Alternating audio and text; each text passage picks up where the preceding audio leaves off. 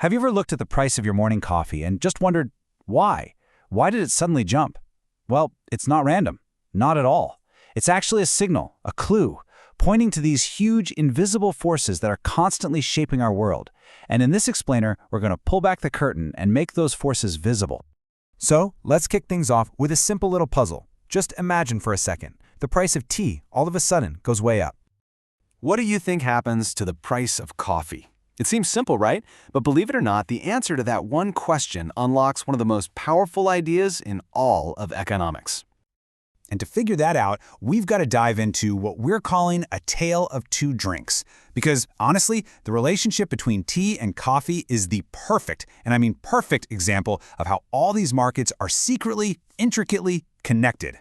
Yeah, because this really isn't just about your morning brew. It's about how everything is connected. Think of it like this. Your decision to buy one thing, it's like dropping a stone in a pond. It creates these ripples that can go out and change the price of something completely different. And you know where that whole ripple effect starts? It starts with us, with you and me, and what we decide to buy. Which brings us to these hidden forces of demand. I mean, what really makes us choose one thing over another? You know, it's easy to think price is the only thing that matters, but it's just not. There are these other super powerful factors at play. Economists call them demand shifters that can make us buy way more or way less of something, even if its price tag hasn't changed 1 single cent. Okay, so our sources really zero in on 3 big ones. 3 key things that can totally flip our buying habits on their head. Let's break them down. All right, so the first one takes us right back to where we started, the price of related goods. It's just common sense, really. As one person in our source material put it, the majority of people drink this or that.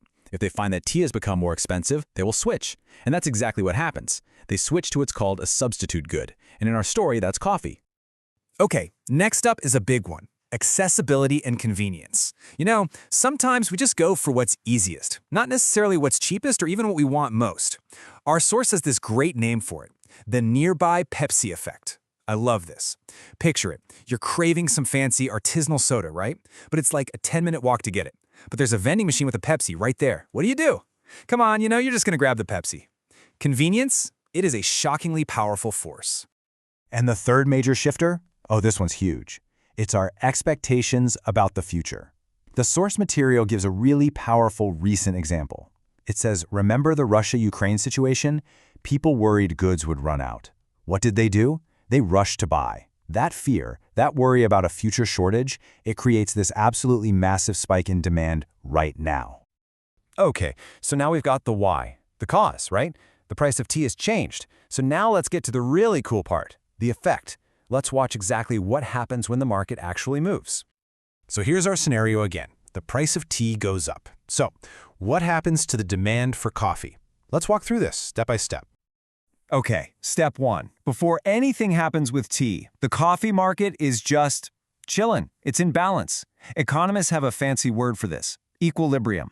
But all it really means is that the amount of coffee people want to buy is pretty much the same as the amount shops want to sell. Everything's stable. Supply and demand are holding hands. Then, bam. Step 2, tea gets expensive. All of a sudden, you've got all these former tea drinkers who are now in the market for a new morning caffeine fix. More people want coffee? This is the demand shift we were talking about. And it's a crucial idea.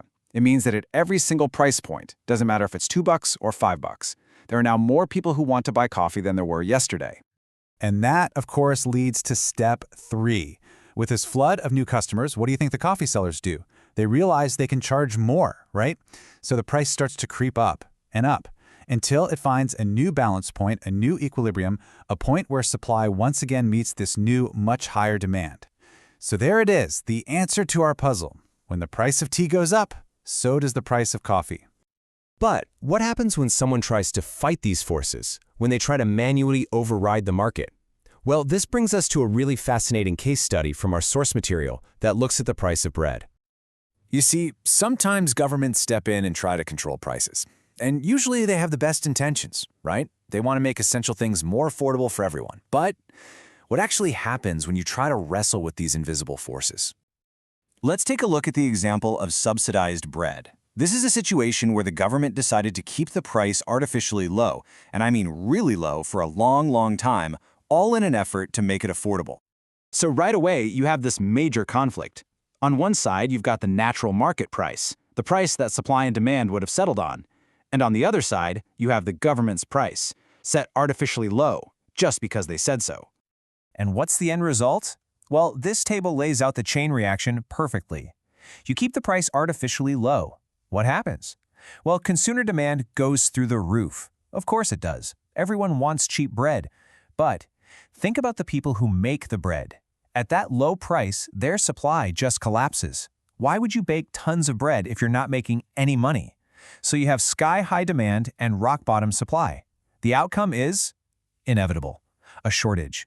There's just not enough bread to go around. Look, once you understand these forces, it's like you get a new superpower. It's like having economic X-ray vision. You can suddenly see the invisible story happening behind every single price tag you see. So you've got a whole new toolkit now for looking at the world. You can see that prices aren't just random numbers, they're signals. You get that your choices and the choices of everyone around you are what create these powerful shifts in the market. And you can start spotting these invisible forces at work absolutely everywhere. Seriously, you now have this brand new lens to see the hidden economic story behind, well, everything. The stuff on the grocery store shelves, the price of gas for your commute, even the headlines you read in the news. So we're going to leave you with this one question. Now that you can see these forces, what's the next price change you're going to notice? Go on, get out there and use your new X-ray vision.